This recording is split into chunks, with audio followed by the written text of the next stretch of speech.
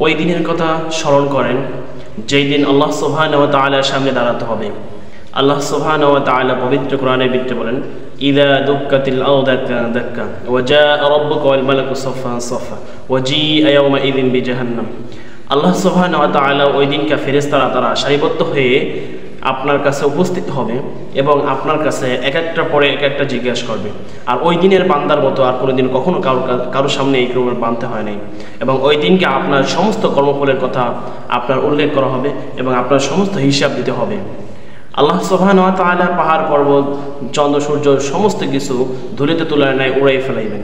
তারপরে আল্লাহ সুবহানাহু ওয়া তাআলার সামনে দাঁড়াইতে হবে। সেই দিনকার দাঁড়ানোটা আর আমাদের এখনকার কষ্টটা আর ওই দিনকার কষ্টটা কি এক হবে? আপনার যদি ওই দিনকার যদি কষ্টটা যদি এক হয়ে যায় এবং এর সাথে যদি দুনিয়ার কষ্টের সাথে যদি ওই দিনকার কষ্ট যদি আপনার কাছে মনে বেশি হয়, তাহলে আপনি এখন থেকে আমল করা শুরু করেন। আর ওই দিনকে আল্লাহ সুবহানাহু ওয়া তাআলার কাছ থেকে কোনো সময় এবং কোনো জায়গায় যাওয়ার মতো কোনো সিস্টেম থাকবে না।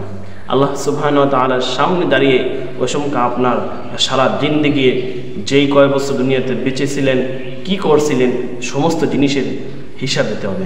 আল্লাহ সুবহানাহু ওয়া তাআলা আমাদেরকে সঠিক